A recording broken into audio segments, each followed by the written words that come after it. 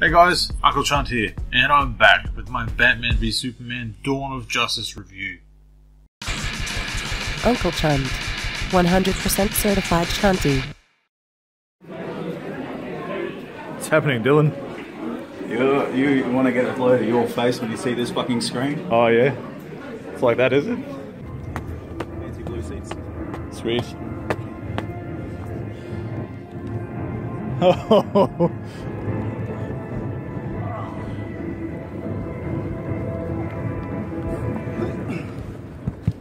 Fuck yeah. How's that for a screen? Holy fucking shit. Oh.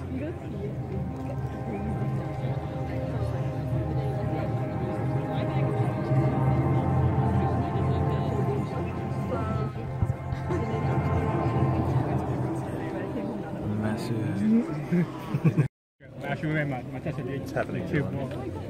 Oh, you're recording. I am recording.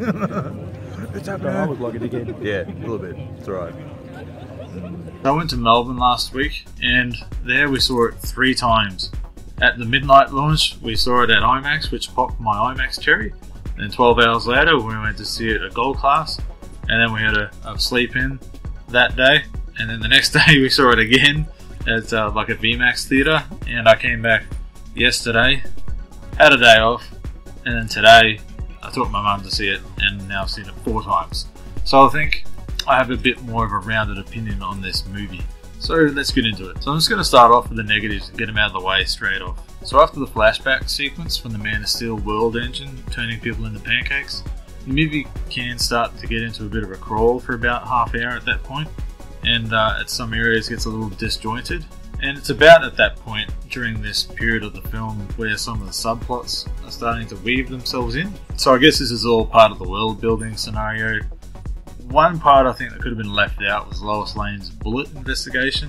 I think that could have either been left out or used to better utilise Superman's position in this story as well, as Superman's subplot in this movie is more of an analytical take as to his position in the world and how the world sees him or fears him, and they hold him responsible for trying to do good in this world and what costs are involved in doing that. Batman's plot of investigating Lex Luthor and trying to track down Kryptonite, I feel is awesome in its execution, but it gets interrupted by these other subplots and it can tend to feel a bit disjointed and drawn out. Superman gets royally screwed over in this film, just from start to finish.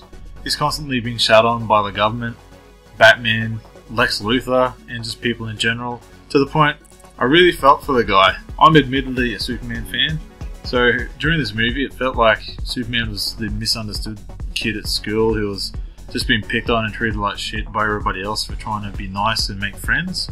You'll see throughout the film what I mean, but I'm surprised Superman hasn't developed some kind of depression and anxiety from all this. It's crazy. Secret identity discoveries for one. Like one will refer to the other by their real name without any kind of explanation as to how they discovered their secret identity. It's just out of nowhere, and how they find that out isn't really shown. So those are really my only true gripes of this film. Otherwise, I thoroughly enjoyed the movie. So let's get into some of the pros. So straight up, Batman carries this film as it's a large part of the movie, and Ben Affleck makes the best on-screen Batman, in my opinion, to date. Batman's dynamic with Alfred is very different from previous incarnations in film, but as different as it is, I enjoy it just as much, because this Alfred has no problem in challenging Bruce's motives and trying to sway him back to the more real good side. Alfred also has no problems in helping him fix the Batmobile and other equipment around while he's challenging him. It's a really good dynamic, I like it, and we didn't get to see too much of it.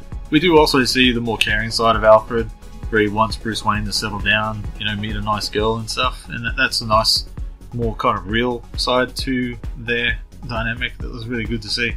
So yeah, this version of Batman is a beast that just gives no fucks, and if it's between you or his life, your life is forfeit. Just saying that. Gal Gadot as Wonder Woman, it's so good and it's definitely a standout of the film. Her reveal gave me goosebumps every time I saw this movie. I'm a big fan. I can't wait to see her in her film next year, and she appears to be having a very good time in this role, so that's really good to see. Henry Cavill is Superman as far as I'm concerned, and emoted very well with the script that he was given. Lois and Clark's relationship felt very real this time, with some great smaller character moments between the two that felt right at home. Henry Cavill just has this great commanding presence when he's in the suit. Like he is Superman and there's power there, and I love seeing that on film. When he is Superman, even if he doesn't have to say anything, you know what's going on. He just fits the role so great, and it's awesome to see. Jesse Eisenberg's Lex Luthor, again, is very different than I thought we were going to get, but it's just as off-putting and unhinged. It's quite enjoyable to watch. He just pulls off this really unassuming, calculating, villainous force in the background. It's just really unnerving. I don't know, it's not what I wanted, but now that I've seen it, I really like what we got. The cinematography and visual direction is amazingly beautiful to watch. Every shot appeared to be just full of detail and purposeful. Like that's just, it was intended to look that way. The score by Hans Zimmer and Junkie XL, oh my goodness. They did Man of Steel in 2013 and they're back for this one, and it's spectacular. I went and downloaded the album.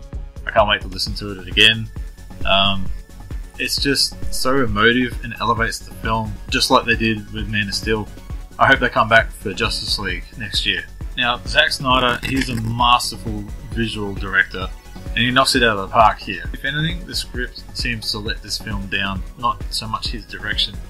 Now, late in the game of the film's development, there were some rewrites. Chris Terrio from Ben Affleck's previous 2 Best Picture awards, he came on board to help rewrite this film. I think that's where some of the pacing issues and some of the cohesiveness issues started coming into play. So hopefully, he's actually writing the Justice League movie, so hopefully this team all together now, we can avoid this going forward with Justice League. I would really like to see that. Now the fights in this film, they're spectacular, and they truly are a spectacle to watch. You have to see them on the big screen. Particularly the final Doomsday fight. It's probably the longest fight of the film, and it's very much a comic book style fight. Doomsday is very threatening, I'll just say that much. People get bounced around and knocked back. It's a lot of fun to watch. The actual fight between Batman and Superman, while shorter than I expected it was going to be, it's quite brutal and relentless, and just to be clear, there is an actual winner in this fight. It's not like they come to a draw or anything, so hopefully that puts it at ease for you that you know there's an actual winner. So throughout this film there are a number of Easter eggs, and as a DC Comics fan, they warmed my heart. Now I don't want to spoil anything, but there are a number of cameos in this movie that kind of expand the world building scenario and setting keys, I guess, as to what movies are to come. The actual order, just so you know, the actual order that they are revealed is the order as to which their movies come out. So if that, you might, when you go watch this film, just keep that in mind. So yeah, I'm so excited to see how all this pans out for future films. So overall, this is quite a polarizing film as far as critics and fans are going. Critics seem to wanted to hate this film even before it came out, and they've been pretty brutal in their reviews, to most of which I seem to think are quite unfair. Fans seem to be loving the film. It's made a shitload of money already. Hopefully that continues to go and really sets Warner Brothers off and DC off into really making a strong effort into building these worlds as best as they can. Personally, I for one love this film. Yes, it's not perfect, but for the most part it's satisfied everything I wanted in it. I don't know how much more they could have put in this film without really ruining it. To me, it's just so amazing to see these DC films finally on the big screen. It feels real, and it is real now, and there's more coming. Marvel's not the only player in the game anymore. This is a really strong start. Like Man of Steel was amazing. Batman v Superman was, in my opinion, just as good with its flaws. So Marvel better watch out. They don't have the monopoly anymore. So guys, my impressions and review of this film is overly positive. I would recommend you see it, maybe 2 or 3 times. You get more out of it every time you see it. The second time I got a lot more out of it than the first time because my mind was too busy being blown the first time around.